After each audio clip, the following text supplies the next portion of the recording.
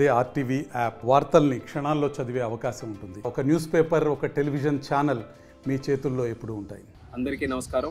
నూతనంగా ఏర్పడిన కేంద్ర ప్రభుత్వంలో కేంద్ర మంత్రిగా పనిచేసే అవకాశం దక్కినందుకు చాలా ఆనందంగా ఉంది. మరి ఈ ఆనందానికి కారణమైనటువంటి ఎంతోమందికి నేను ధన్యవాదాలు తెలియజేసుకోవాల్సినటువంటి అవసరం ఉంది. అందులో ముఖ్యంగా ఈరోజు తలుచుకోవాల్సినటువంటి వ్యక్తి మా తండ్రి గారు స్వర్గీయ కింజరాపు ఎర్రన్నాయుడు గారు. ఆయన చనిపోయిన దగ్గర నుంచి కూడా నాకు నిరంతరం వెన్ను తట్టుతూ పైనుంచి ఆశీర్వాదం ఎప్పుడు కూడా అందిస్తూనే ఉన్నారు. అలాగే ముఖ్యంగా మరి నాన్నగారు చనిపోయిన దగ్గర నుంచి హక్కును చేర్చుకొని నాకు నిరంతరం గైడెన్సు, సపోర్టు అన్నీ ఇస్తున్నటువంటి మా అధినాయకుడు నారా చంద్రబాబు నాయుడు గారు, అలాగే నాకు సోదరుడు భావంతో చూస్తున్నటువంటి మా లోకేష్ అన్న గారు, అలాగే పవన్ కళ్యాణ్ గారు, అలాగే మన నరేంద్ర మోదీ గారు, మరి ముఖ్యంగా మా బాబాయ్ అచ్చెన్నాయుడు గారు, మా కుటుంబ సభ్యులు, మా అమ్మ, అలాగే మా సతీమణి వాళ్ళందరూ కూడా ఎన్నో త్యాగాలు చేసి ఈరోజు నేను 3 సార్లు గెలవడానికి కారణమయ్యారు. మరి ఈరోజు ఇంత స్థానంలో ఉన్నానంటే దానికి ప్రత్యేకమైనటువంటి కారణం మా శ్రీకాకుళం జిల్లా ప్రజలు. మీరు నా మీద చూపిస్తున్నటువంటి ప్రేమ, అభిమానం ఎంతవరకు తీసుకొని వచ్చిందో ఈరోజు ప్రత్యేకంగా మీరందరూ కూడా చూస్తున్నారు. దానికి మా శ్రీకాకుళం జిల్లా ప్రజలందరికీ కూడా శిరస్సు వంచి పాదాభివందనం తెలియజేసుకుంటున్నాను.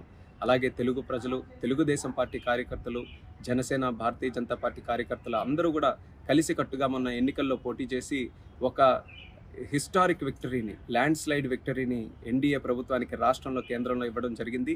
దాని కారణంగానే ఈరోజు ఆంధ్రప్రదేశ్ రాష్ట్ర భవిష్యత్తు చాలా ఉజ్వలంగా ఈరోజు మనందరికీ కూడా కనిపిస్తుంది. అందులో పనిచేసే అవకాశం ఈరోజు చంద్రబాబు నాయుడు గారి నేతృత్వంలో, మోదీ గారి నేతృత్వంలో మాకు కలగడం అనేది మా అదృష్టంగా భావిస్తున్నాం. ఈ పదవి మా ఒక్కరిదే కాదు, ఆంధ్రప్రదేశ్ రాష్ట్ర ప్రజలదనేది మళ్ళీ మళ్ళీ గుర్తు చేస్తున్నాను. ఈ 5 సంవత్సరాలు కూడా తెలుగుదేశం పార్టీ మీ అందరికీ కూడా తెలిసిందే, గత 40 సంవత్సరాలుగా తెలుగు ప్రజలు ఎక్కడ ఉన్నా, ఏ కష్టాల్లో ఉన్నా వాళ్ళ కోసం మేము పనిచేస్తూ వచ్చాం.